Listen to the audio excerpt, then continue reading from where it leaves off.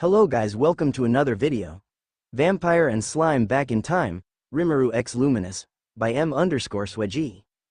CH22, Flowery Phallature, Luminous. We left the restaurant with a smile splitting our faces into two, the same one that appeared because of Ouroboros, which was still lingering even after we left the restaurant.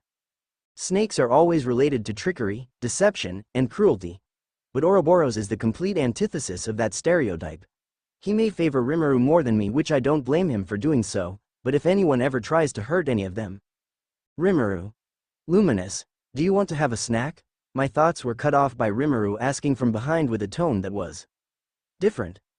I looked toward him and saw that his eyes were directed toward a small shop next to the restaurant. It was also then that I saw the restaurant's name. Otherworldly Delicacies was the glowing signboard above the restaurant, presumably its name, and underneath it, in a smaller font as if it was a subtitle, the best dishes from a different world. What an arrogant title. What they served was nowhere near as good as what I have eaten in Tempest, well, the future version of it. But Rimuru wasn't looking at the restaurant's signboard, but that of the little bakery next to it. It wasn't hard to guess what it sells about from its name, Otherworldly Desserts, and what was written below it, the best desserts from a different world. Luminous. Sure, I also want to see what those supposed best desserts from another world are. Rimuru smiled at me, yet despite looking almost the same as every other bright and cheery smile he showed me before, it somehow felt different. He then held my hand and walked towards the pastry shop.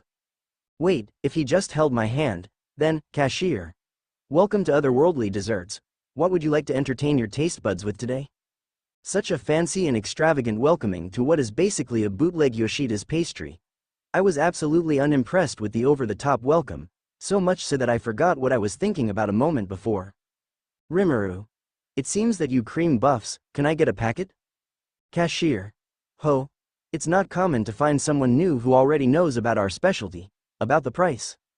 Rimuru. Here. It's on Kaido-san. Before the cashier could even say the price, Rimuru pulled out Kaido's card and showed it to him.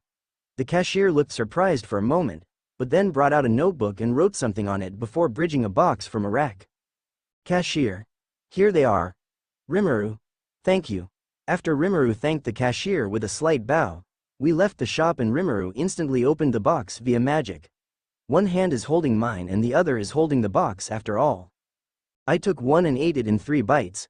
It was nowhere near Yoshida's or the one I'm used to eating, but I guess I have to do this for now. Luminous. It's not that great, but I guess I should have expected that from a bootleg Yoshida's shop. But it isn't bad, so it will do. Rimuru.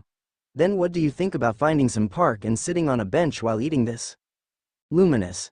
Sounds good to me. Rimuru looked around for a second before starting to move in a direction.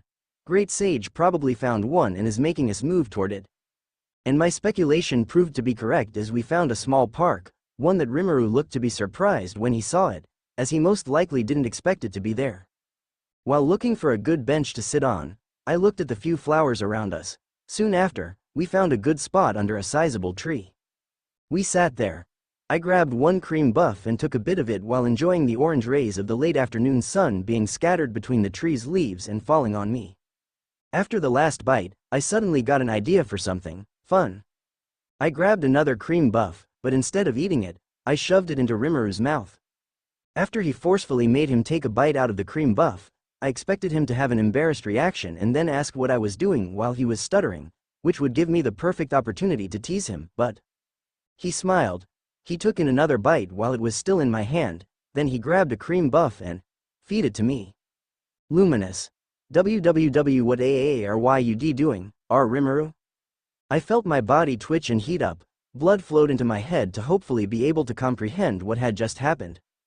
With my face as red as the blood and wine that I drink, I averted my gaze to the side and stared at the ground.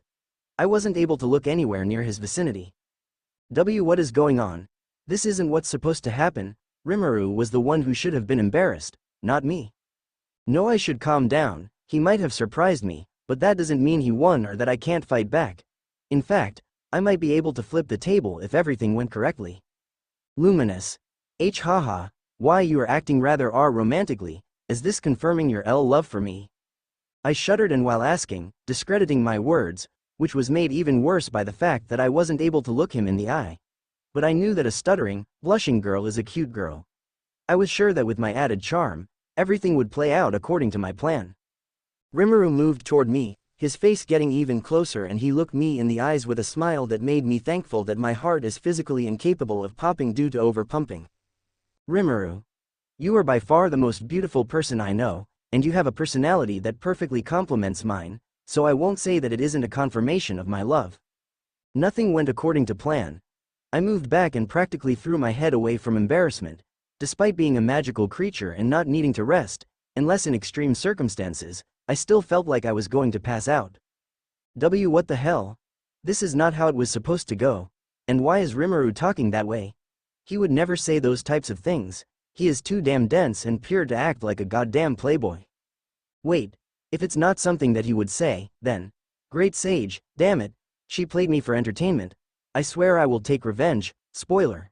She won't. Luminous. Haha. Alright, enough jokes. I want to enjoy my snacks while looking at the view, it's quite pretty. Rimuru. I agree. He said that, but he said it while looking at me. Why do I feel that we aren't thinking of the same view? A thought too dangerous to delve deeper into. So I choose to ignore it and pretend that everything is fine and not that I wasn't any different than a piece of metal fresh out of a forge. A silent 30 minutes passed. We didn't talk, but we ate our cream buffs under the sky's orange, tranquil hue. Luminous. We should go to the inn. I am interested in what it would look like. Rimuru. I also feel like I'm forgetting something, but I don't think it's important. I shrugged as an answer to him, and we went back.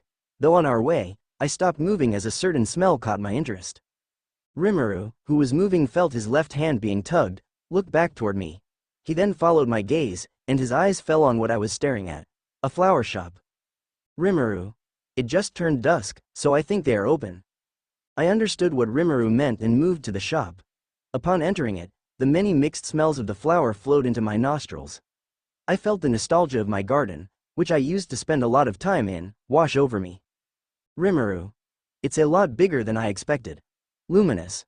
Then it must be good, especially with the wide collection of plants and flowers here. The shop was very big. Its design was more like a tube or tunnel. Many pots were hung from the walls and the arched ceiling, and in the middle were tables extending to almost the end of the shop. On them were more pots filled with flowers and plants. Due to the quite spacious walking area between the walls and the middle table, and the fact that there was no one but an old dwarf behind the desk and a woman with long black hair giving her back to us, the shop felt even bigger. I scanned the plants from left to right, finding that everything here was of quite a good quality until I saw a small section with only black flowers and roses. Not thinking for a second more, I moved toward them and started to inspect them with care, hoping that I would find what I lost long ago.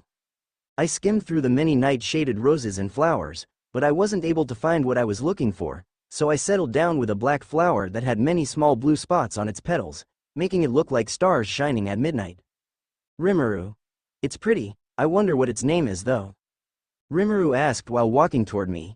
It was only then that I noticed that Ouroboros was sleeping while coiling around Rimuru's neck, the same place where he spends most of his time. Ouroboros does look pretty cute when he's sleeping, and adding Rimuru to the mix. This might as well be poison. Rimuru. Oi, what are you laughing at? Isn't it normal for me to not know a flower's name? He noticed my poorly hidden chuckle and protested, which only made my chuckle turn into a light laugh. Luminous. Haha, don't worry about it, I was just laughing at something silly. Oh, and this is called Blue Celesta, a fitting name, don't you agree? I stood up and walked towards him. He held my free hand and started to move towards the old dwarf. Wait, held, Rimuru. It does. But it sounds oddly similar to how things are named on Earth. Luminous.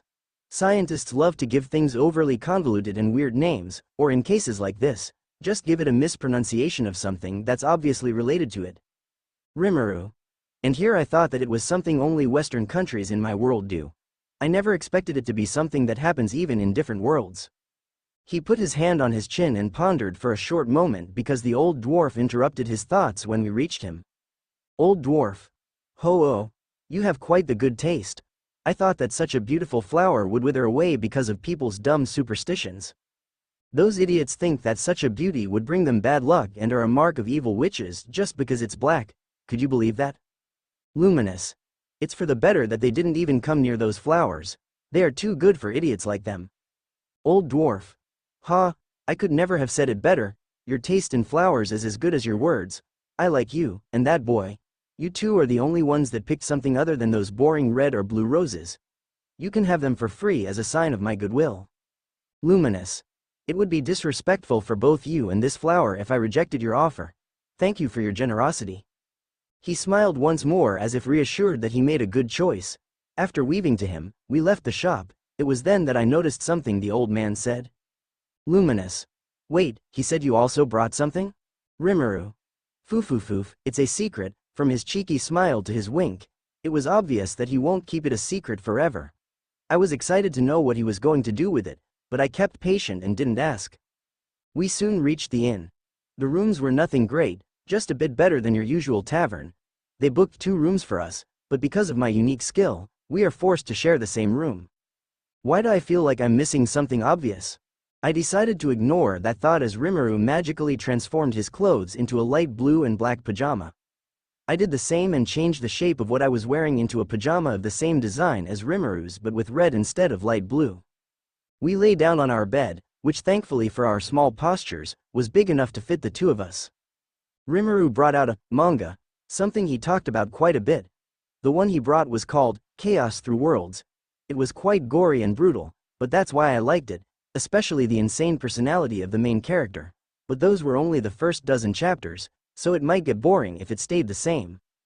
When we were about to sleep, Rimuru rotated his hand around me, something surprising, but welcomed, especially because of how warm it felt. With that blanket-like warmth and comfort, it took me a few seconds to fall asleep. What I didn't know was how much had happened in the few seconds after I slept, and how it hammered down the last nail of my fate, not like I would have rejected or tried to change it in any way.